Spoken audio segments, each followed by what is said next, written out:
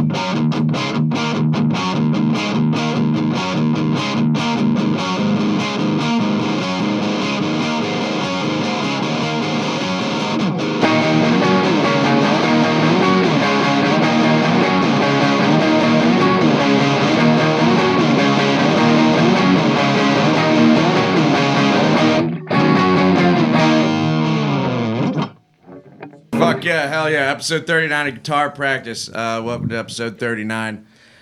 We got some guests in the room, but first, announcements, local shows, stuff like that. If you want to be on, hit us up. Tell us where you're playing so we can come see you, and then we can get you in the Tomato Studio and interview you. What's today? 9th? I have no clue. 8. Today's the 8th, yeah. All right. I'm probably missing some people, but December 14th at Champ 316 Bar Grilled, Wichita. CARACALLA, Pat Minotaur, SAPROGENOUS, Rotten Aura, and Hourglass. December 14th at the Crown, Uptown in Wichita. HINDER. Just in case you guys like HINDER. Yeah, that'd be cool. I know I did. Yeah. December 17th at the Grand Royale. So This Is Suffering, Burn Absolute, and Cultist. And December 19th at the Blue Note Lounge. CROBOT, Mothership, ATRUS, and KANBATSU. I haven't been to the Blue Note, but it looks cool. Reports say that it is cool. Ladies and gentlemen, that was Moonkill from Austin, Texas. They're not here for a long time. They're here for a good time, and we're going to make the best of it. Hell yeah, guys, introduce yourselves. Hey, I'm Dan, Moonkill, singer, guitarist, here, Oklahoma City, right now, baby. Sick. Hey, I'm Mario Fox-Baker. Play guitar and bass depending on the song. We all do, actually, jumping back and forth. Is Danny, guitarist / bassist. I'm Fred. I only play drums, mostly. Hell yeah. He yells, too. We actually do have a song we haven't played live. It's not on the album, where Fred hops up on the bass and Dan, the singer, hops back on the drum. And so, yeah, at some point, everyone's playing bass, depending on the song. So who makes that decision? You guys just fight with baseball bats, and whoever wins gets to It's super be the lead unscientific. guitarist. Good question. It's like whoever's holding the instrument when the song's written. Yeah, it's exactly. really that Yeah. unplanned. We answered this question before. I'm like, we know the answer to this. Basically, we start writing a song. Mario's holding the bass. Mario will be the bassist of that song. If Danny's holding the bass, for whatever reason, then Danny's going to be the bassist. You ever try to just pop it on someone? You're like, hey, go pick up that bass for a second, and then you're Yeah, like, real I got a quick. song. More of a look. Yeah, the other guys will be jamming like, pick up that bass. That's his turn. It's your turn. I like to play. I play the bass on one song. I like to play the bass, but as a singer, sometimes it's kind of like the vocals kind of distract me from the importance of like the rhythm section. Yeah. Yeah. Guitar can feel a little more loose, but Say, I don't really think I've seen a band that has like a dedicated bass player as a vocalist. You know, and that's probably why. I haven't you seen know. one live, but I know of a lot. Yeah. Motorhead I know. and Tyler Sure. right off. They're the out rip. there. Yeah. Slayer. Yeah. I mean, Slayer. yeah. Never mind. Just Fat fucking Mike. tell me I'm stupid. You don't know anything. nerd. Hell yeah! So you guys just dropped your album. That would be your first album, I Yep. believe. Yeah, I last listened to it. spring. It's fucking awesome. Self-titled Thanks. Moonkill Thanks so much. album. Take us through that. Tell us, any interesting recording processes or where you got it done, or did you do it yourselves, or? Oh no, we got it done in a very cool studio in Austin, Texas, called King Electric. Yeah. Our producer was Rocky Moon. He's from a band called American Sharks. They don't really perform a lot these days, but they're also from Austin. So yeah, we recorded the album King Electric Studios with Rocky Moon, and that was just Fred knew Rocky. That's how we got in to that studio, and things just started kind of rolling. We wrote songs, and we're like, are we gonna make an album or not? And then when we decided we're gonna make an album. Fred got the hookup with Rocky. We met him. He's a great producer. He was like our friend through the whole process. That's awesome. I forget how many sessions we had, but we got the job done. Rocky Moon, King Electric. Yeah. Yeah, it's great. really cool. He kind of just pushed us through because we had, I think we had 6 songs and a ton of ideas that were just not gelled. And he kind of pushed us and was like, hey man, you guys need to come into the studio and make an album. Yeah. And we're like, wow, we don't have an album. And he goes, let me come to a practice. And he came to one of our practices and he's like, you guys have an album. Come on over. And so he really like forced us to do it, which is awesome. And then when we got into the studio, he just like kept us on schedule. Having a producer is awesome because he's if you're struggling through a part, he's like, okay, do it again, do it again, do it again. He knows when you're firing, and he just kind of lets you go, and that's what, that's when he kind of captures it. It's almost like having like a coach. 100%. He's yeah. a patient dude, Very cool. Yeah. So God bless you him. gotta have that. That's badass. Honestly, the mixing and mastering, I mean, don't get me wrong, I'm not a pro, but it sounds fucking spectacular. You can hear every instrument clearly. Everything is just crisp. Thank you. Sounds great. Yeah. When did you guys start? Oh, Danny knows the birthday. He's the archivist. Yeah. 22. May of 22 is when we first had our first jam session. Yeah. So it just, through kind of... Mario, like, what's the story again? Well, so I'd known Fred for like a decade, and I knew from he's not one to brag, but I could just tell from his stories about playing in L.A. that he was a really good drummer, and so we'd been talking for years about, hey, we should get together and jam, and then I just finally put my foot like, all right, we're gonna do this. It was a little intimidating because I knew he was gonna be really good. And then he brings, and then I had met Dan also and heard that he'd been in some bands. So I was like, all right, that's it. It's time for us. We've been talking about this for years. So, yeah, we got together. And I'd never met Danny before. But Fred brought him in. And the first jam session we had, everyone brought something to the table. And we were like, all right, yeah, we definitely, this is not just a jam session. Like, we're feeling it, like, right away. Like, we got to do something with this. Just a nice click. Yeah, it was very much like love at first sight, love at first jam sesh. It was a matter of a couple of group chats, and we were like, "Are we doing this? Let's do it." Yep, next Tuesday, cool. Yeah, but as soon as we were jamming, to my point, it was like, yeah, this is really good. Like we got to do something. And I remember we basically wrote our song "Long Line." It's the first song on the album. Yeah. Mm-hmm. Like the first practice or the second practice, like. That was That was Damn. the first practice. Yeah, That it was- first yeah. practice. Yeah, it was, Right out of it was the gate. And we didn't have a PA at that time. Were you singing through? Yeah, you were singing through like a keyboard amp. I have 2 channels on my guitar amp, on my Fender Deluxe, and one was for guitar and the other one was for vocals. Yeah, It it was somehow super worked. primitive. Wow. After we did that first practice, we were like, oh, we're gonna, you don't know if you're just jamming or what. And then Mario and Danny were just firing messages. They're like, dude, when are we doing this again? What time? What day? And then it was just scheduled out. And then it was just, it was a train you couldn't stop at that point. Then you wake up in Oklahoma City. Yeah, we did. It was like very, very shortly after. So you're from L.A.? No, I grew up in Granbury, Texas, which is right outside of Fort Worth. So a small town. It's like 5,000 people.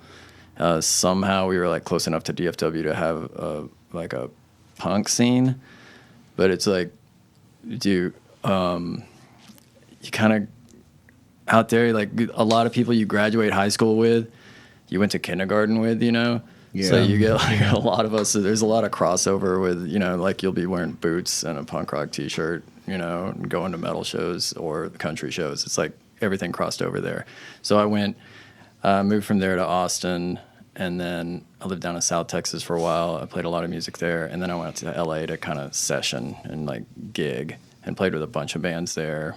And then came back to Austin. And that's kind of, Austin is just like a better fit for just musically for me. No shit. Yeah. I mean, when you read about L.A., it's like holy ground, when it comes to It kind at of least is. metal Either that or like Florida or New York. You know what I mean? Yeah, for sure. It was kind of interesting because, you know, wherever you grow up, you want to get out of there. And like for Texas, you know, I lived in Austin, and I knew the music scene in Austin was amazing, but you don't really appreciate it till you leave, you know. And I went to LA, and then I was like, man, Austin really is a shit for, you know, the music scene is great, and it's had its ups and downs, and its waves, and it's on and up right now. It's really great. So yeah, it's also more casual for musicians in Austin, and that because of that, I feel like it's more supportive.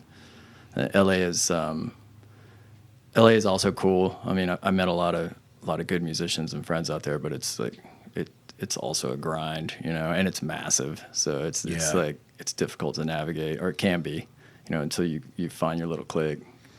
Yeah, that's understandable.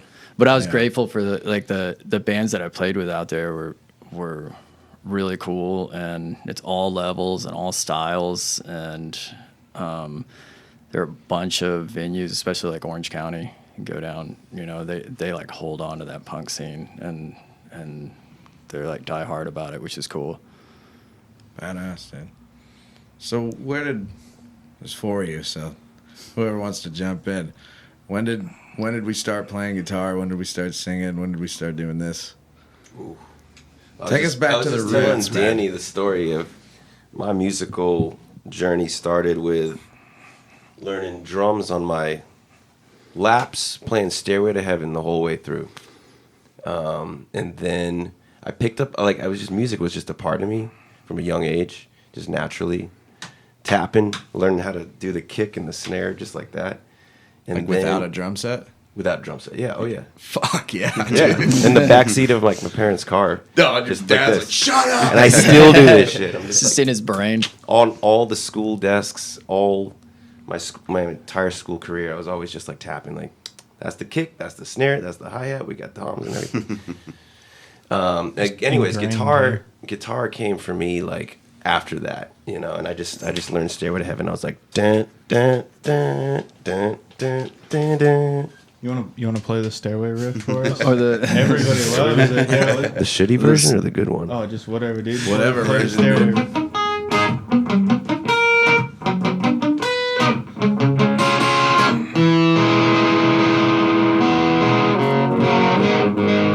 That's all you get. Hell yeah, dude. Yeah, we like that. I don't think you'd get thrown out of the Guitar Center for that. No. Yeah, they'd be like, they'd make walk an right up and be exception. like, "Hey man, can we sell you a new amp? You put What do you want? He's like, what are you playing through right now?" Yeah, it sounds so much better through the $3,500 cab setup. Why don't you just go ahead and get in this? Let me introduce you to the EVH 5150. Yeah, it is amazing how good you can sound in Guitar Center. Yeah. You ever heard of a tube amp? Just open up your wallet and get a line of credit. You'll be fine, dude. You're going to be a rock star anyway. Don't worry about it. Oh man, I went into Guitar Center the other day, and they said, you know, they ask for your phone number when you buy shit. Yeah.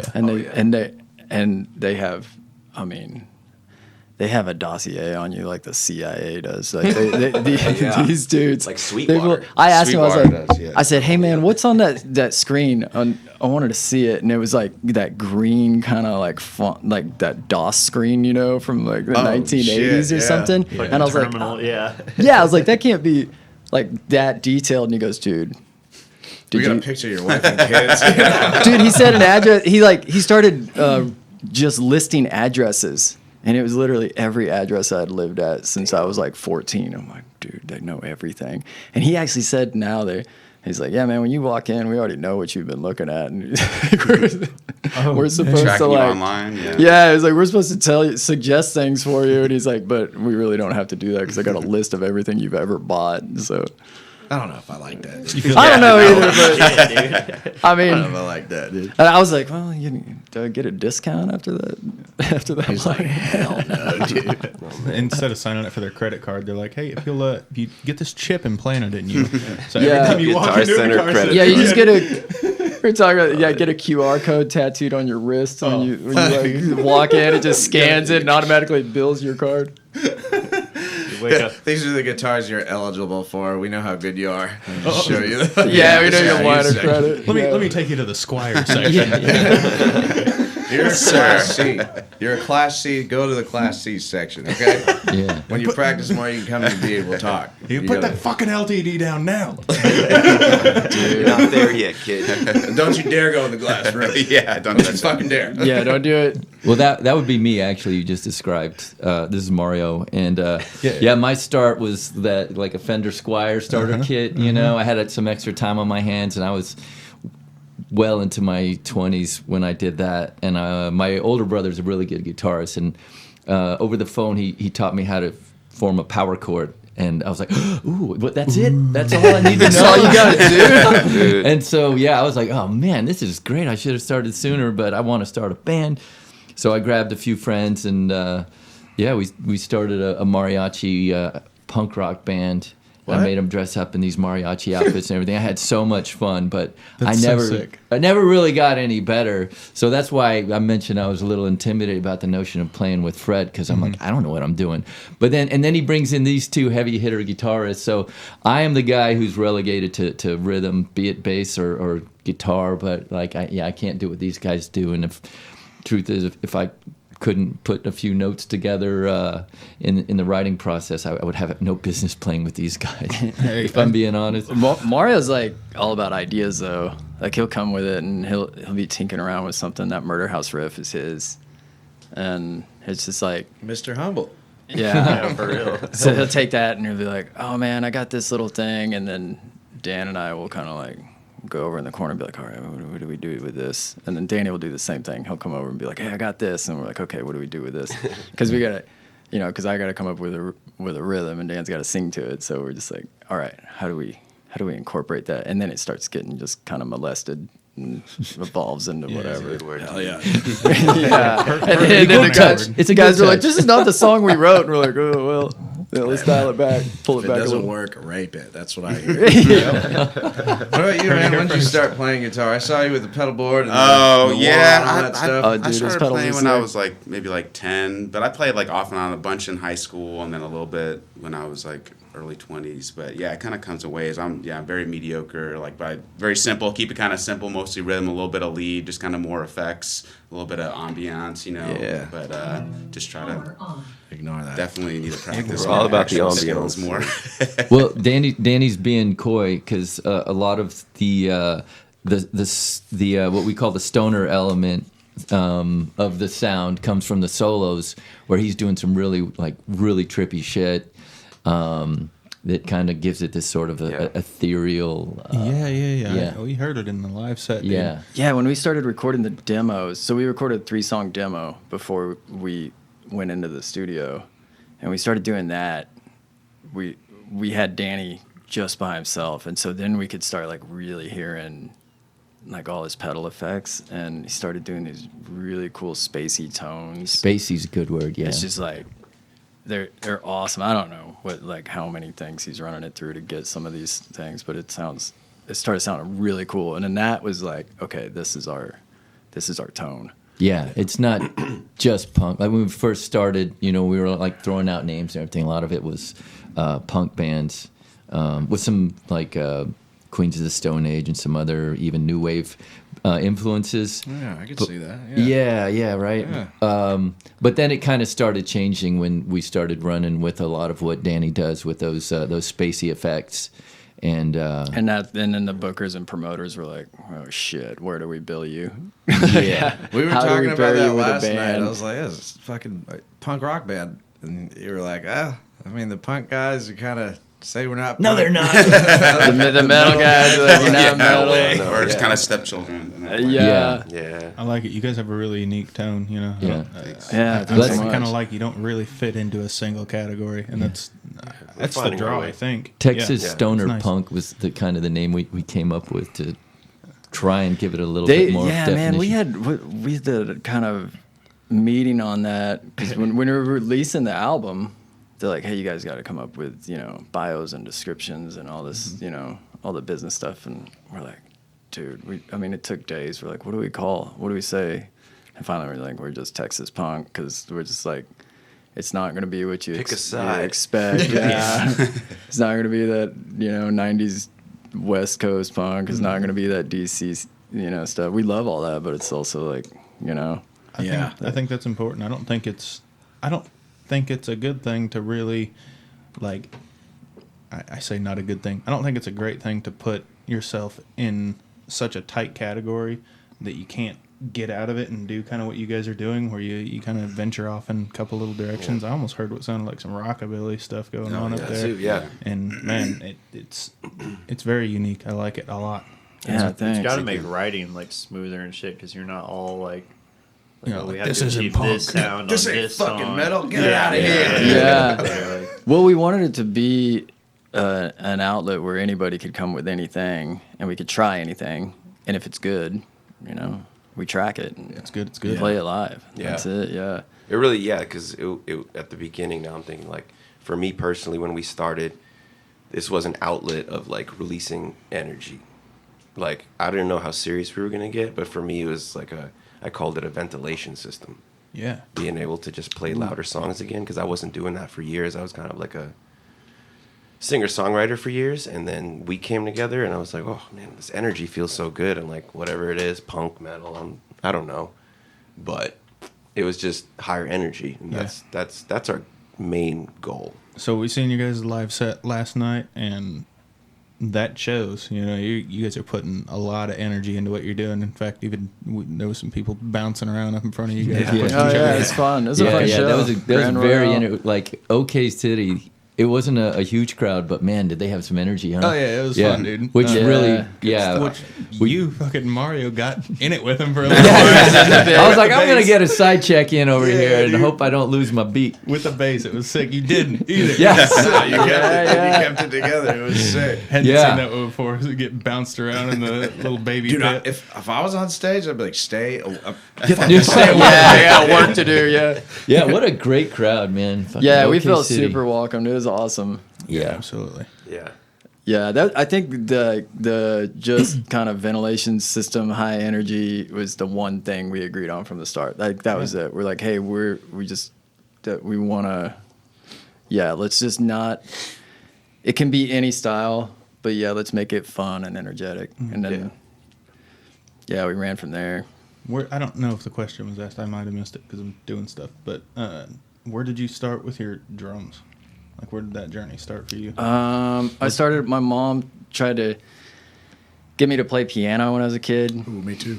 And like everybody's mom is like, they're gonna be great. Yeah. And my mom is a really good piano player. Same. And she actually there's a picture. She had the Stairway to Heaven like sheet music on. Oh, yeah. On piano. It's like sitting on her shelf. And so she got me to play piano when I was like 5, 6, 7, and I could, I got to where I could like read basic music that a kid could read, but I could never play by ear. And my sister could play by ear, and my brother can play amazing guitar by ear. He's like a metalhead, and so I was kind of like lost in the middle, and I pulled away from piano, and I think my mom kind of nudged me along. She knew that I liked drums because I was always like picking them out of songs. And also Zeppelin, like my dad had Zeppelin tapes, and so I was like listening to that, which is really drum heavy. Yeah. And then, she just took me to the store and was like, "Hey, you want to get a pair of drumsticks? Just see if I was interested in it." And I was probably, I don't know, middle school. And the same thing, I started picking stuff out on a pillow, and then just like hearing it, and I listened by ear and played by ear, and then I saved up for like 2 drum lessons when I was in high school. We drove into Fort Worth. Nah, it's good. Oh my! Fuck that. No, dude, people need to know it's real. This is Yeah, exactly this what is Life's Real happening world. around us. At least it's not police sirens like normally, dude. Well, that's kind of cool too. Yeah. No, it's all Like good. that It's what ambulance. happens at regular jam practice. It's fine. So you picked up just a set of drumsticks. Yeah, I got drumsticks, and then there was a drum kit, which I thought was a drum kit, across the street in this, like, there's this older skater kid's parents' garage. He had moved out, and they were sitting in the garage. And I walked by him every day. I could see him when the garage was open. And I went over to the house, and I was so nervous. I was like, man, hey, can I buy this drum set? And the guy's dad was like, dude, I'll give it to you. Get it out of here. And I grabbed it, and I found out that like every punk drummer in town had this kit. It had just been cycled through. Whoa. And it didn't have any hardware. It had a crash cymbal that was like it looked like a shark took a bite out of it. It was all fucked up. And I had to like put this wooden dowel rod and hold up this cymbal and rig this, PVC pipe together to make hardware. Dude, it was so janky. And then my buddy, I called him, and I knew he was a drummer, and he was also a guitarist. And I was like, hey, man, come over and like tell me how to set up my kit. And he came over, and he's like, dude, you're missing like 7 parts.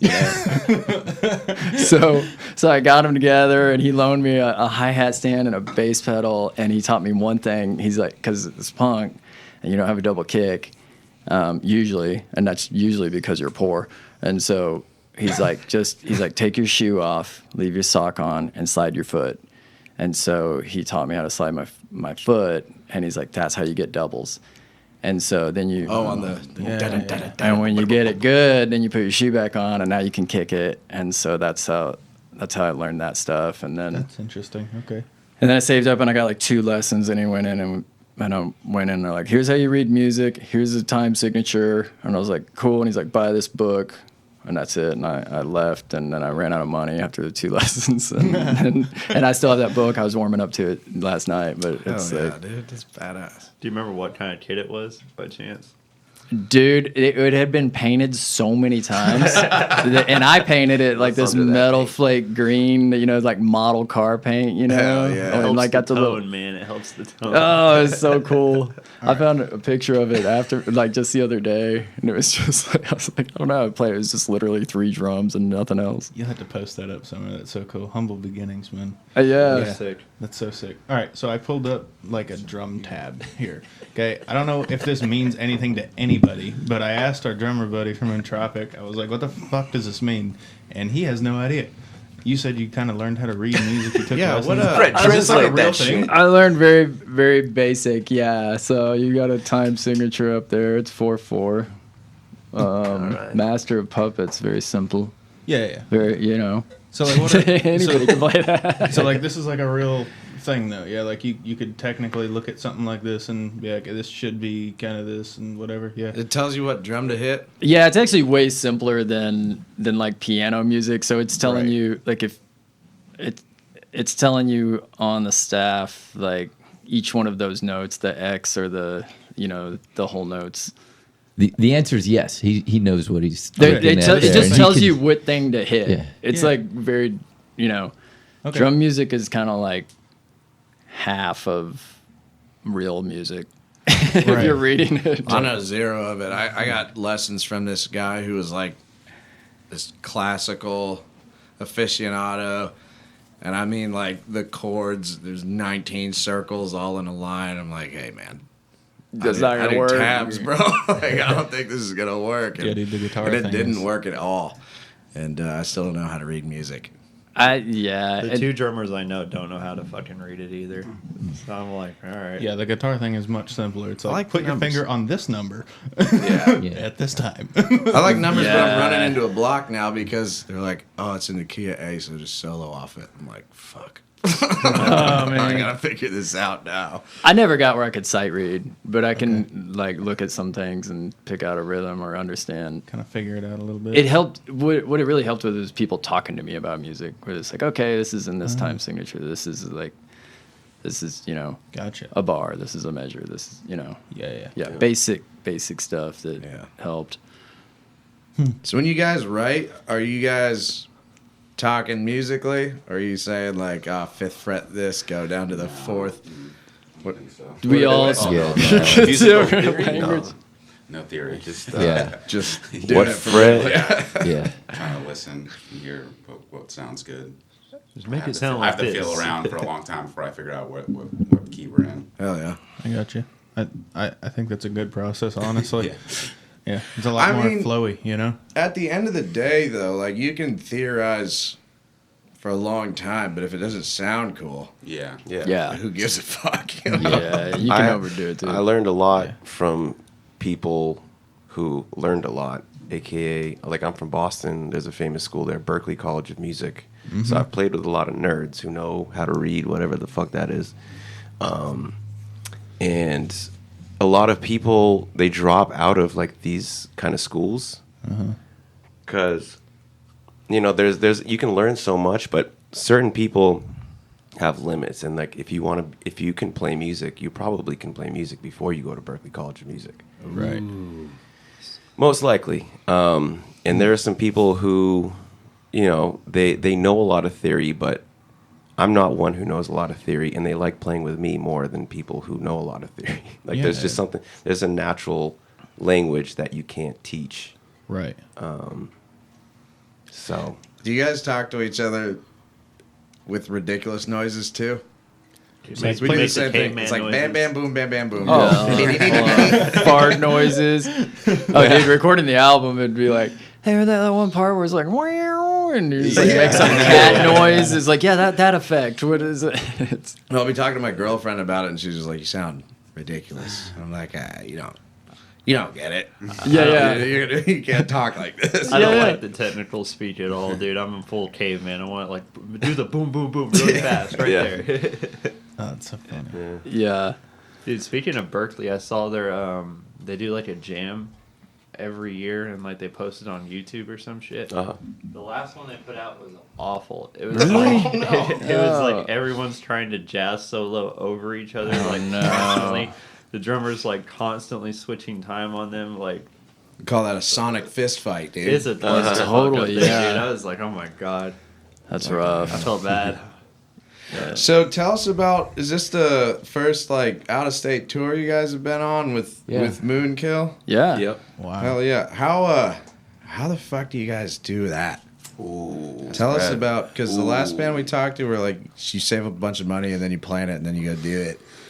What was your guys' process? You're not gonna tell me the financials, right? Where did I we, wanna hear that. where did we start? No, we're happy to talk about anything because it's a slog. Like you got to figure it out. We played a couple of out of town shows, like one-offs, Yeah. close to Austin, and then we got invited out to East Texas to play a festival, which is really fun. And we're going back there, and that's kind of the thing. Like you go out, you play. If you get a good vibe, good crowd, then you get invited back. Then you have a fan base, So Oklahoma City, we really wanted to come up here for a while. We knew there was a scene. Mm-hmm. I had driven through here, and I was having lunch across the street from the Grand Royale, and I just walked over there, and I was like, "Hey, man, where do bands play here?" And the bartender was like, "Yeah, here." And I just lucked out. Hell They yeah. handed me Destiny's card, and they're like, "Call her." And immediately she's like, "Come up here and play. I got a date." And we couldn't do it, and that was last year. And so then we had her on the list, and then we're like, okay, we knew some people in Denton, we had some venues we've been talking to, and some bands, and so we're like, okay, let's string Denton. And then, some of them, like a record store in Arlington, we played the day before Oklahoma. The same thing, just wandered in there, talked to them. And so some of them were, people would refer us to these venues, and some of them we just kind of like lucked out. And we're actively seeking them, but we're like kind of wandering around checking out the scene, which I think is the best way. Like you can't just you're never going to get it just calling.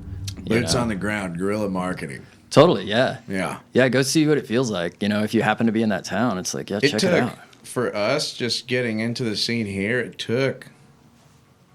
Because, when I was a kid, it's like you just go into Guitar Center, you go to the back, there's like 100 flyers, you grab one, you go to a show that night. Yeah. It's not really... There's not a lot of paper flying around anymore. Not you know like what that I no mean? more, yeah. So you got to figure out the groups, you got to figure out the venues, you got to figure out the bands, and then it's almost... It's a little difficult.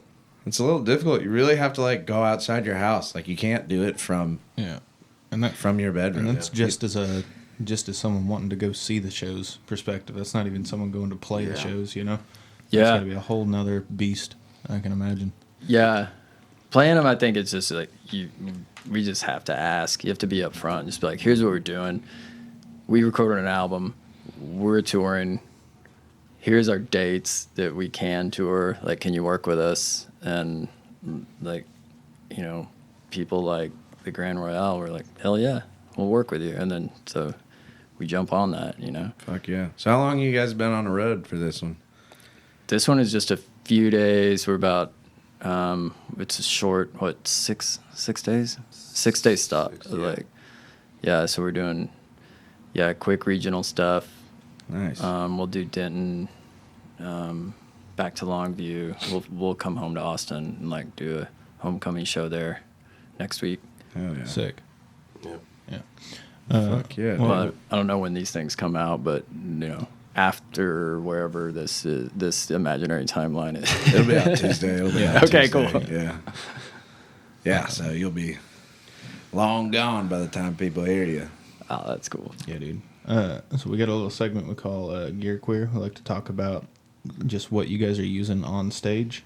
We just start with whoever wants to start. What do you guys like? What kind of amps, pedals, guitars? What kind of stuff are you guys using to get the sound that you get?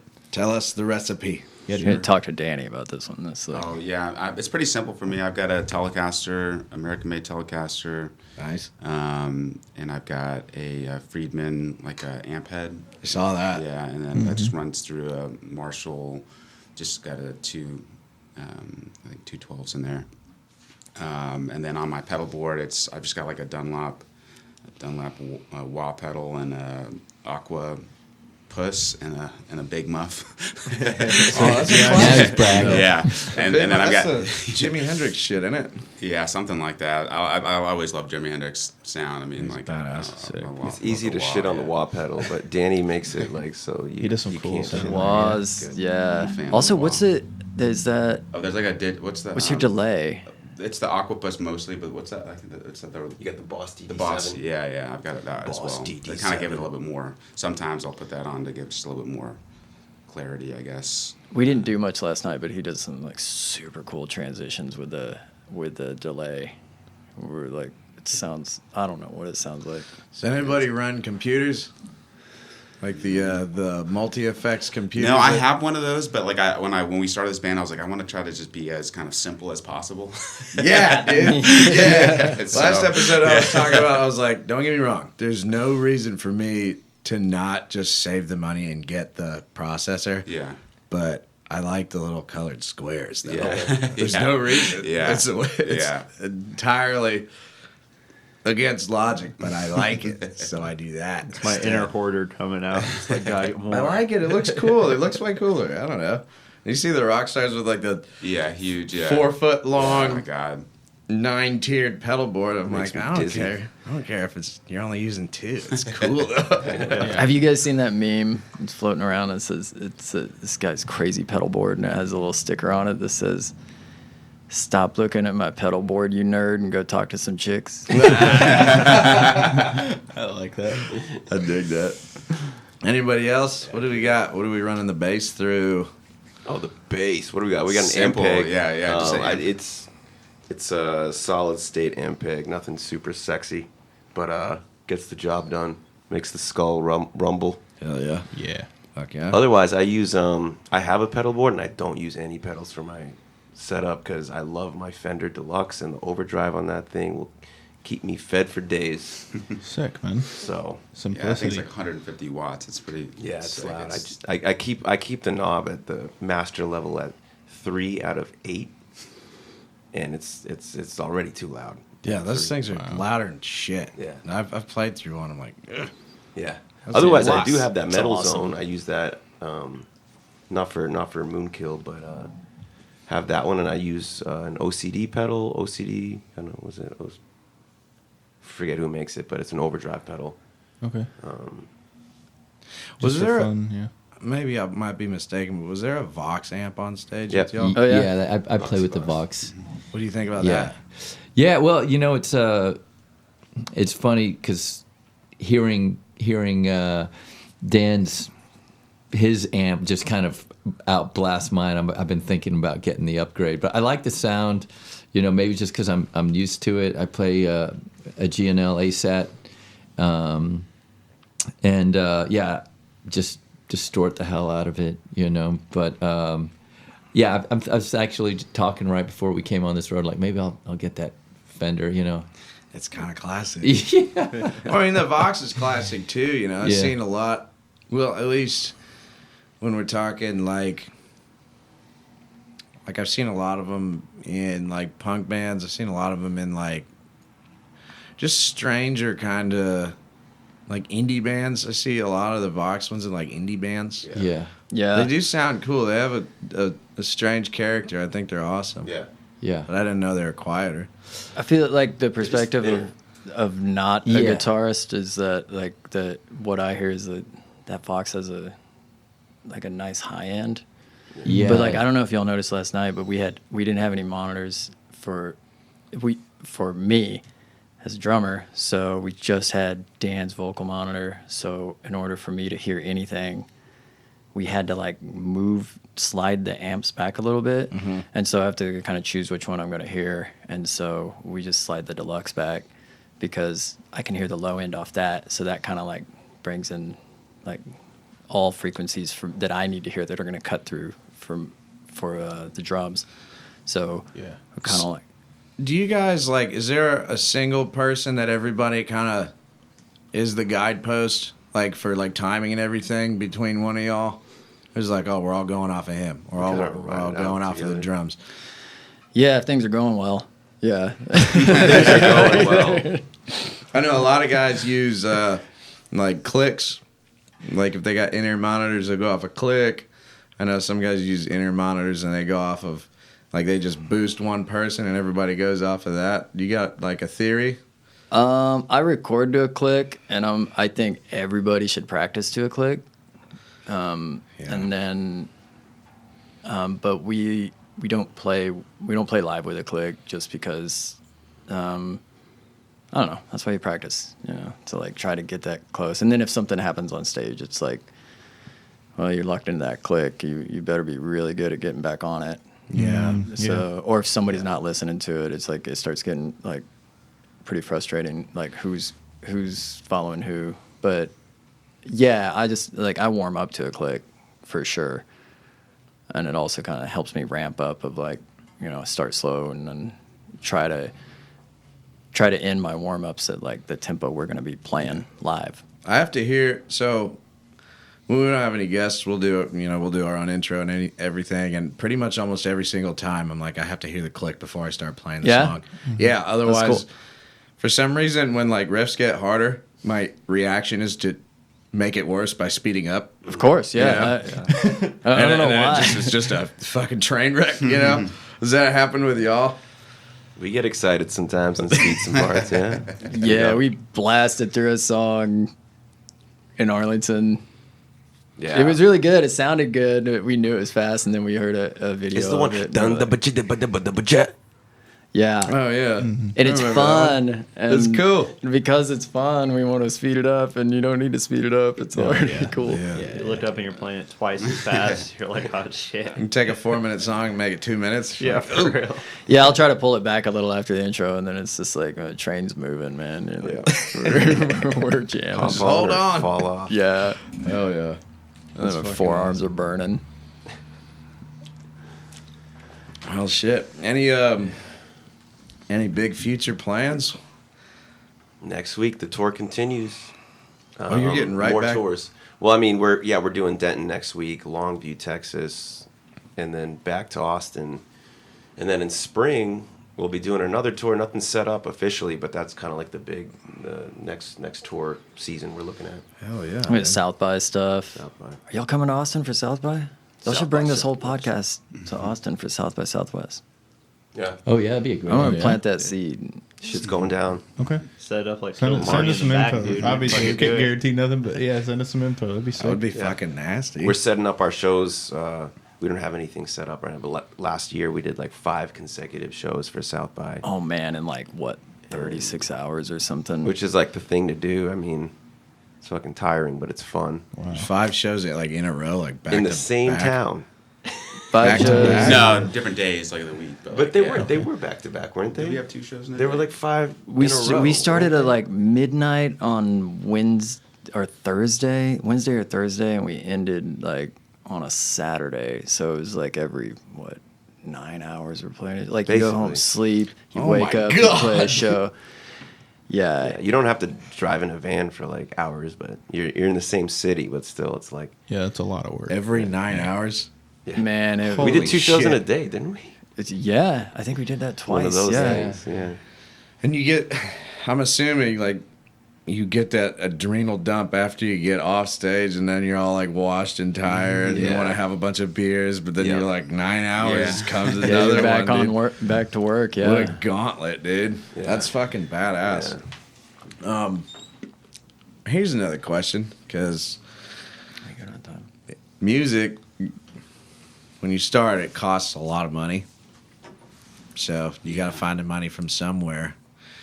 Work-life balance. If you guys still have, we all have regular jobs still. I don't know if you guys do or not, but how the fuck do you balance that? And how brutal is it to get to the point that you're at now versus when you started? And what are some of, just to make it more realistic for the listeners, Yeah. like maybe try to explain what has to take place to get a Acceptance. tour and like an album. Yeah. Accept your fate, man. Except that you're gonna be up late and up early. Yeah, I think acceptance is a big part because, like, when you're starting out, you kind of have all these ideas, and then reality kind of fucks you up a little bit, and you learn. You learn as you go, and you learn if it's the right thing for you, because the truth is the money may never come from it, like a substantial amount, Yeah. maybe enough to support it. So you can do a tour again and again and again. Yeah. But you're not going to be buying houses off this shit. So yeah, it's just acceptance. You got to love what you do. And we're having fun touring. So it's like, we're only on day 3 out of 6, 7, whatever. But we love doing it. So we'll do it again. We do have day jobs though, for the most part. Yeah, different day jobs, families and partners and side hustles and Yeah. all of the things, one of the reasons we got to get out of here soon is because, like, yeah, Family, Danny's got family, we've got like, sure. things where like you're trying to balance all this stuff out. But I think one of the things is like doing this a little, we're a little older. We're not, 20.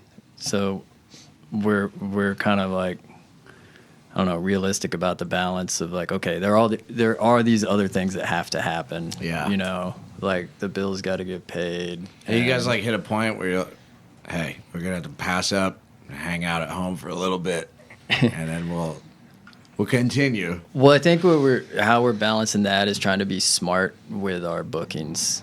Like we're not trying to take everything everywhere. We're just like, okay, hey, we scoped out these places.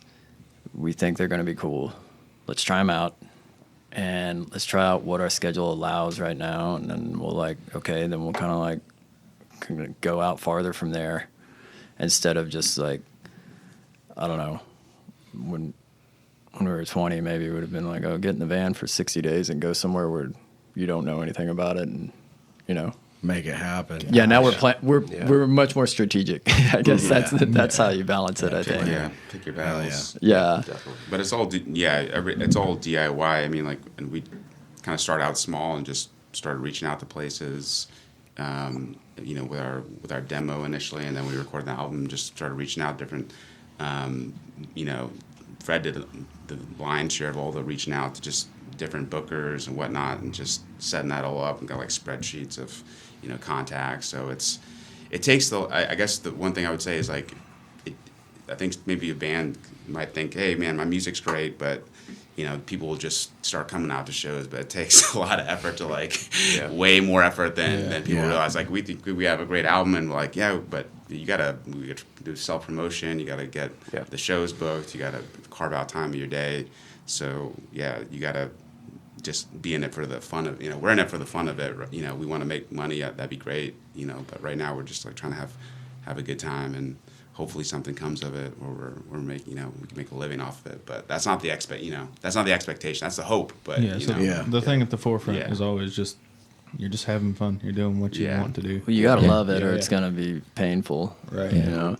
But I think that's like being like what Danny's saying is like planning all that stuff out, like having like spreadsheets of venues and stuff makes it where you can have, kind of like, okay, if we only have a few days to do this, like how can we maximize every second of that? And literally when we were driving to Houston, we have like, this is super nerdy how we do it, but we've got like project management list of like radio stations, and Mario's calling them on the way, and he's just like, hey, we're on our way, we're gonna do this.